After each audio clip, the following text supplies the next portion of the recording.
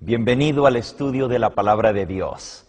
Nuestra primera lección de la fe de Jesús lleva por título Lo que la Palabra de Dios enseña acerca de Dios. Te invito a que me acompañes pidiendo la dirección de Dios sobre el estudio de su Palabra. Amantísimo Padre y Dios, te damos gracias por el privilegio de abrir tu santo libro y suplicamos que tu Espíritu Santo sea nuestro guía y nos enseñe tu verdad. En Cristo Jesús.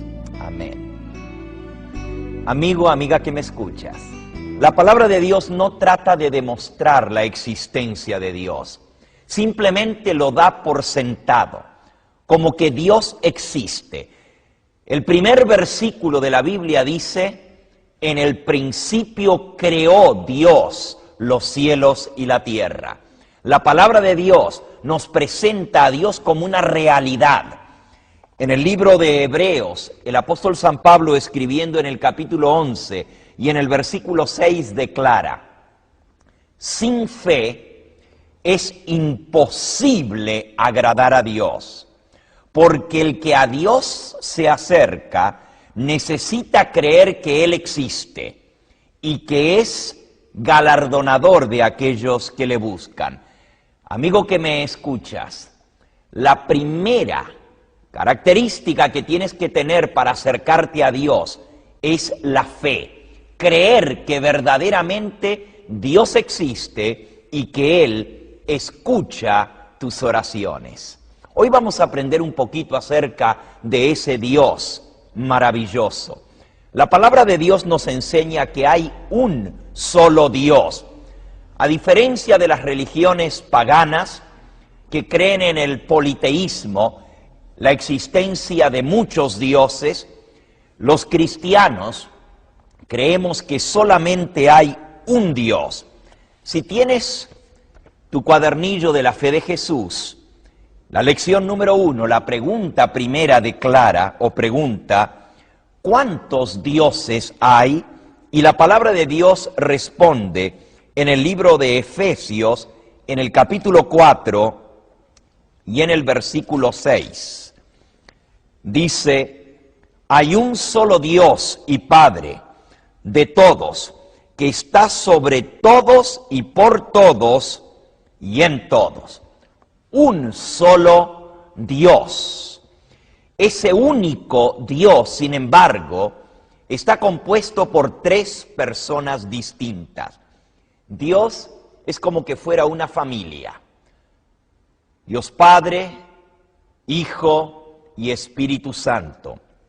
Fue el Señor Jesucristo el que nos enseñó que existen tres personas que forman la deidad. San Mateo capítulo 28 y versículo 19, por tanto, id a todas las naciones y haced discípulos, bautizándolos en el nombre del Padre, del Hijo y del Espíritu Santo, y enseñándole que guarden todas las cosas que yo os he mandado. El Señor Jesús nos habla de un Dios Padre, de quien proceden todas las cosas.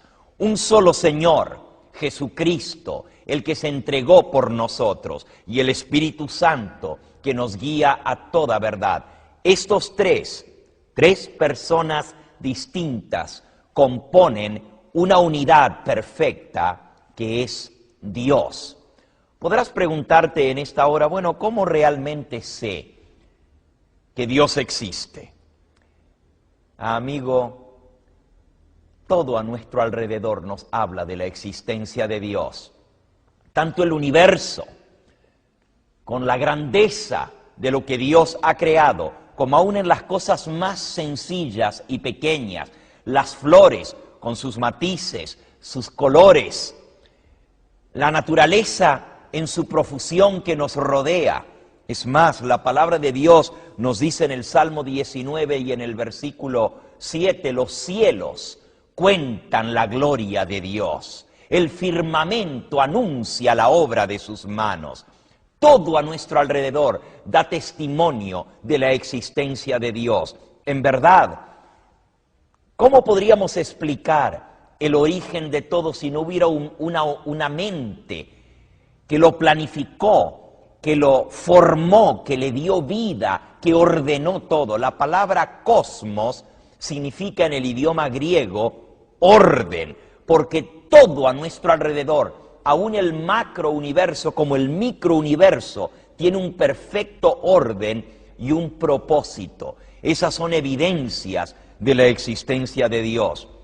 Nuevamente, la palabra de Dios no trata de demostrar su existencia. Al contrario, dice el salmista en el Salmo 14 y en el versículo 1, dice el necio en su corazón, no hay Dios.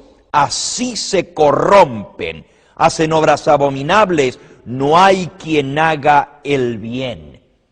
El necio, el que no tiene entendimiento, es el que niega la existencia de Dios.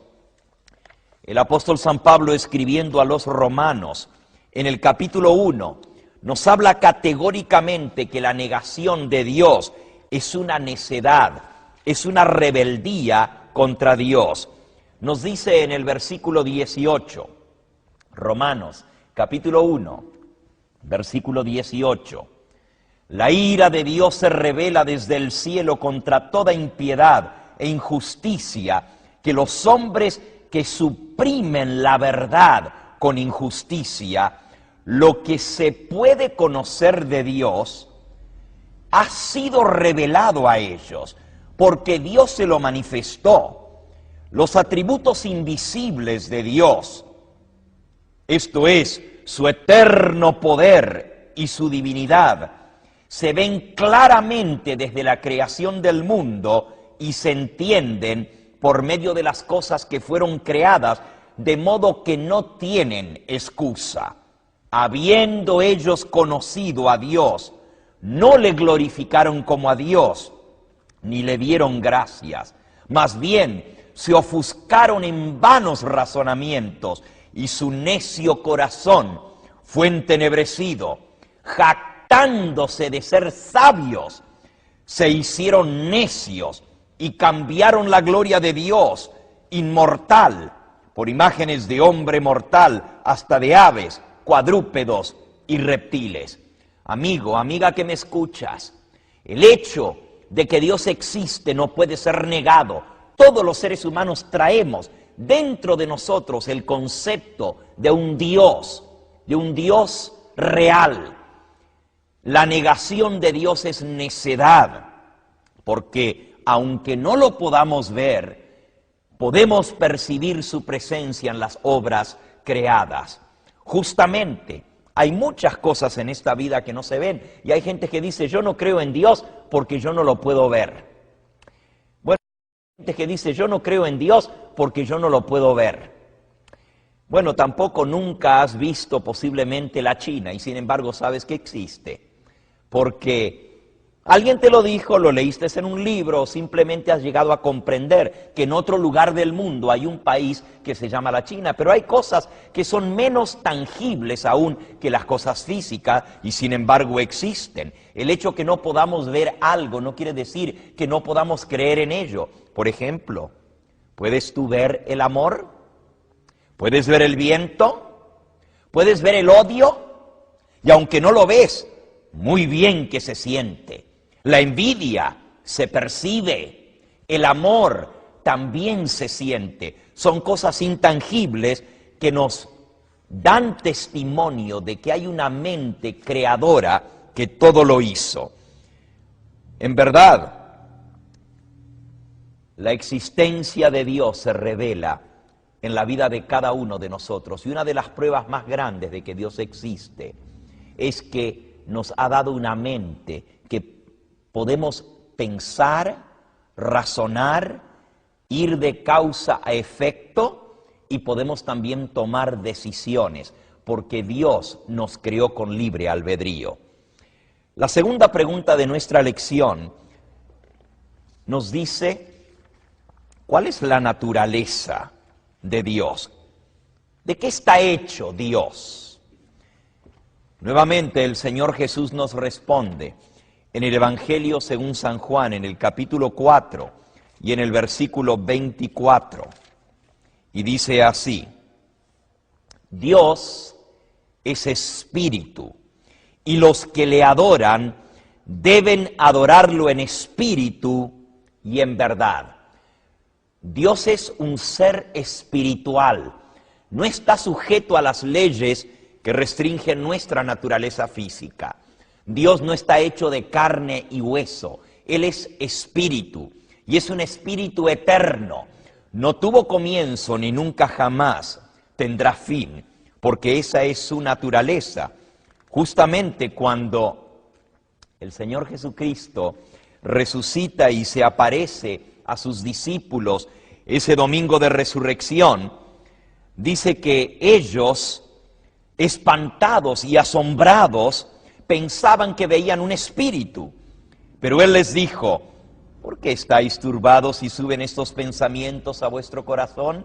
Estoy leyendo San Lucas capítulo 24, versículos 36 en adelante. Él les dijo: mirad mis manos y mis pies, que yo mismo soy. Palpad y ved, porque un espíritu no tiene ni carne ni huesos, como veis que yo tengo. Noten, ¿el espíritu tiene carne y huesos? No. Solamente un ser humano, carnal, está compuesto de carne y hueso. Pero Dios es espíritu. Ahora, una de las grandes verdades que nos enseña la palabra de Dios es que ese Dios eterno, espiritual, escogió humanarse, hacerse carne. San Juan en el capítulo 1 nos habla acerca del Hijo de Dios con estas palabras: en el principio ya existía el Verbo, y el Verbo estaba con Dios, y el Verbo era Dios. Desde el principio ya estaba con Dios. Todas las cosas fueron hechas por Él, y sin Él nada de lo que ha sido hecho fue hecho. En Él estaba la vida, y la vida era la luz de los hombres. Así que noten, desde el mismo comienzo ya había un ser, a quien el Evangelio según San Juan le llama el Verbo, y dice que ese ser, el Verbo, existía con Dios, pero al mismo tiempo era Dios. ¿Quién es el Verbo? En el versículo 14 nos dice: y el Verbo se hizo carne y habitó entre nosotros, y vimos su gloria, gloria como la del unigénito Hijo de Dios. Así que el Verbo es el Hijo de Dios, que se encarnó, se hizo hombre para vivir entre los hombres. Sin embargo, existía desde toda la eternidad, estaba con Dios y era Dios. Por eso en la primera página de la Biblia, cuando se nos habla acerca de la creación del mundo, se nos dice: entonces, Génesis capítulo 1 y versículo 26, entonces dijo Dios: hagamos al hombre a nuestra imagen y conforme a nuestra semejanza. Dios creó al hombre a su imagen y semejanza, pero noten que dice: hagamos al hombre a nuestra imagen y semejanza. Obviamente hay más de una persona que está hablando aquí, está hablando en plural. Desde el mismo comienzo todo lo hicieron de común acuerdo, Padre, Hijo y Espíritu Santo. Génesis capítulo 1 y versículo 1 y 2. En el principio creó Dios los cielos y la tierra, y el Espíritu de Dios se movía sobre la faz de las aguas, y dijo Dios: sea la luz, y la luz llegó a la existencia. Así, el Espíritu Santo, Padre e Hijo, trabajaron de común acuerdo en la creación, y de igual manera trabajan de común acuerdo en la redención de la raza humana.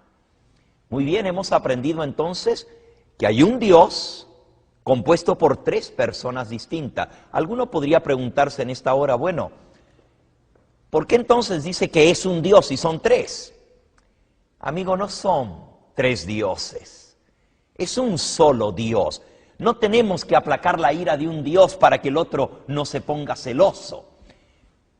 Los tres forman una unidad perfecta. En verdad, un texto que todo niño judío se aprende de memoria, se encuentra registrado en Deuteronomio capítulo 6 y se conoce como la Shema. Cuando todo niño hebreo llega a los 12 años para hacer su bar mitzvah, debe aprender de memoria este texto, Deuteronomio capítulo 6 y versículo 4, y dice: Shema Israel, Adonai Eloheinu, Adonai Echad.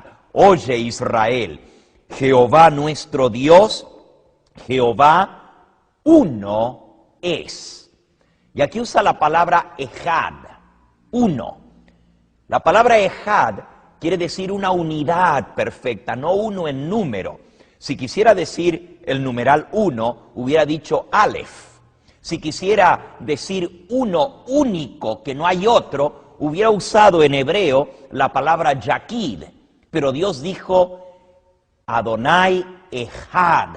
Dios es uno, una unidad. La misma palabra Echad se usa en el libro de Génesis en el capítulo 2, en la creación del hombre, dice en el versículo 24, por esto dejará el hombre a su padre y a su madre, se unirá a su mujer y serán los dos una sola carne. Nuevamente, basar es carne, ejad, una carne, la misma palabra. Ahora, cuando el hombre y la mujer se unen en matrimonio, no dejan de ser dos personas. Siguen siendo dos individuos, pero están unidos en propósito, en amor, en planes. Todo lo tienen de común. Así es nuestro Padre Celestial, su Hijo, el Señor Jesucristo y el Espíritu Santo, la eterna familia que forman un solo Dios verdadero. Primera de Juan, capítulo 5 y versículo 7, lo declara de esta manera el apóstol.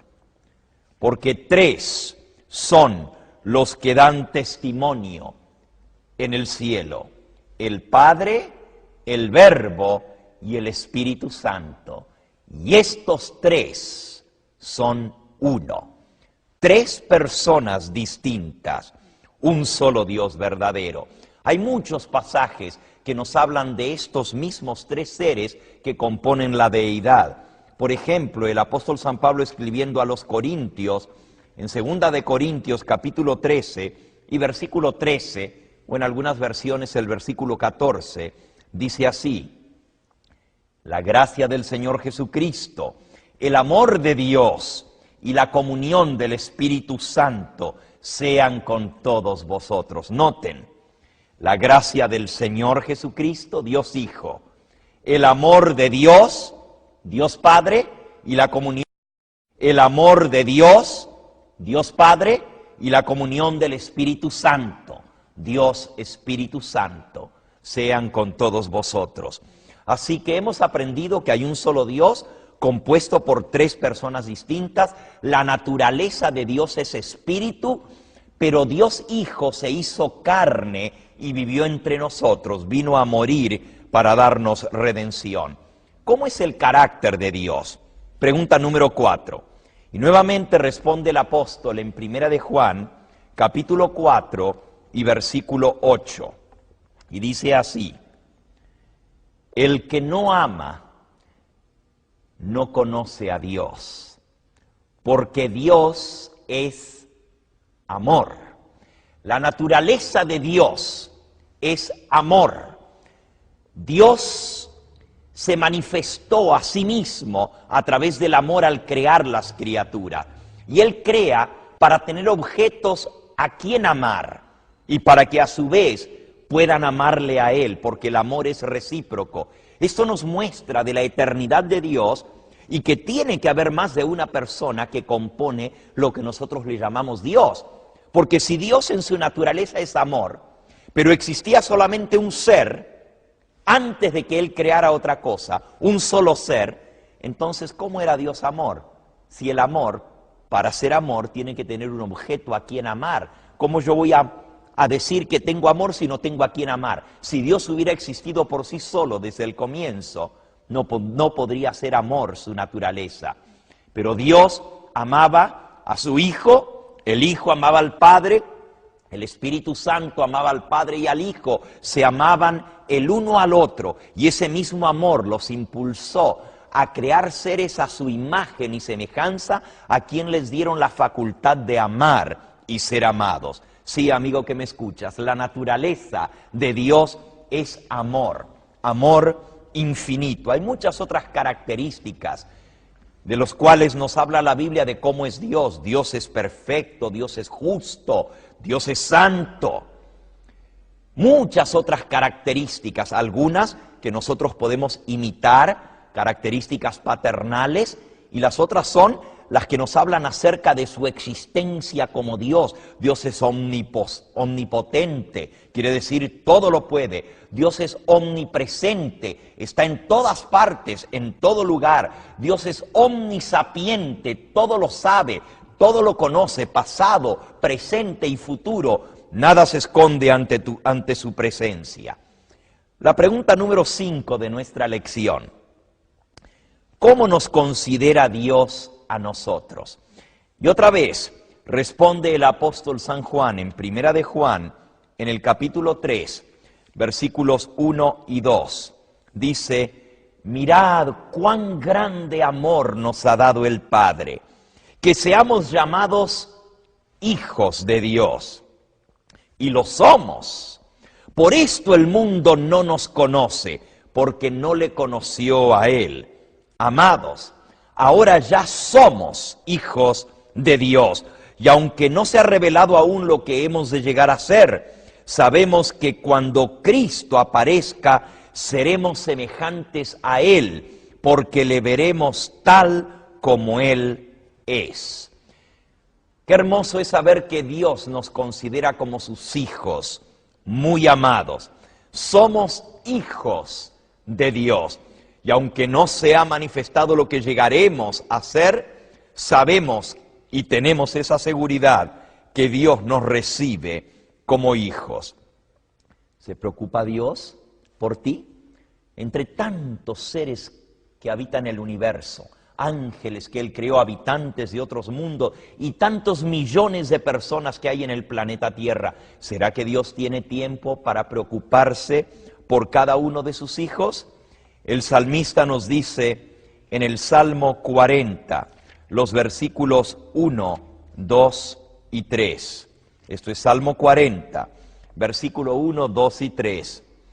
Pacientemente esperé al Señor, y se inclinó a mí, y oyó mi clamor, me sacó de la fosa mortal, del lodo cenagoso. Asentó mis pies sobre la roca y afirmó mis pasos. Puso canción nueva en mi boca, alabanza a nuestro Dios. Muchos verán y lo venerarán y confiarán en Jehová, el Dios eterno. Sí, amigo que me escucha, Jehová se inclina para escuchar tu oración. Como si fueras el único ser en esta tierra, Dios, porque es omnipotente, omnipresente y omnisapiente, conoce tus necesidades, se acuerda que somos polvo. Puedes acercarte a Él confiadamente, sabiendo que obtendrás respuesta para cada una de tus necesidades. Y por cierto, vamos a aprender en nuestro curso, que hoy comenzamos, muchas cosas más acerca de Dios. Vamos a aprender, por ejemplo, cómo comunicarnos con Él, lo que es la oración, lo que es la fe. Vamos a aprender cómo Dios se comunica con nosotros a través de su santa palabra. Y vamos a aprender cosas maravillosas de este Dios que se preocupa por cada uno de sus hijos. Conociendo entonces de que hay un Dios eterno, pero un Dios no solamente trascendente, que está más allá de nosotros, grande, que llena todo el espacio, pero también un Dios inmanente. Eso quiere decir un Dios que se acerca a ti, que se preocupa individualmente por ti. ¿Qué debemos hacer nosotros en respuesta a esto que hemos aprendido hoy? Bueno, nuestra lección nos dice, en primer lugar, debemos aprender a respetar a ese Dios, a tener en cuenta su nombre sagrado. Los ángeles de Dios se cubren su rostro cuando mencionan ese nombre sacrosanto. Y también nosotros debiéramos respetarle. Debemos aprender a obedecerle y también a ponerle en primer lugar en nuestra vida, como enseña el primer mandamiento: no tendrás otros dioses delante de mí. Y por supuesto el Señor Jesús dijo que el primer mandamiento es amar a Dios sobre todas las cosas. Quiera el Dios del cielo impactar tu corazón en esta hora, para que entiendas que el amor engendra amor. Dios te amó primero, te dio la vida, te da la oportunidad de conocerlo. Él se acerca a ti y tú necesitas abrirle tu corazón, permitirle que Él entre en tu vida. Dice el Señor Jesús en Apocalipsis capítulo 3 y versículo 21, yo estoy a la puerta y llamo. Si alguno oye mi voz y abre la puerta, entraré a él. El Señor Jesús quiere entrar en tu vida. Dale la oportunidad, amigo que me escuchas. Dale la oportunidad de entrar en tu ser. Acércate a Él, búscalo, porque si lo buscas lo vas a hallar. Y Él va a galardonar, Él va a recompensar esa búsqueda de ti. Te invito a que en esta misma hora le digas: sí, Señor, quiero que tú entres en mi vida. ¿Quisieras pedírselo? Acompáñame entonces. Amante Dios, gracias por revelarnos en tu santa palabra tu verdad. Estamos comenzando a conocerte. Manifiéstate en nuestra vida. Bendice a aquellos que en esta misma hora están escuchando tu palabra y dales tu paz y tu protección. Gracias por escuchar nuestra oración. En Jesús lo agradecemos. Amén.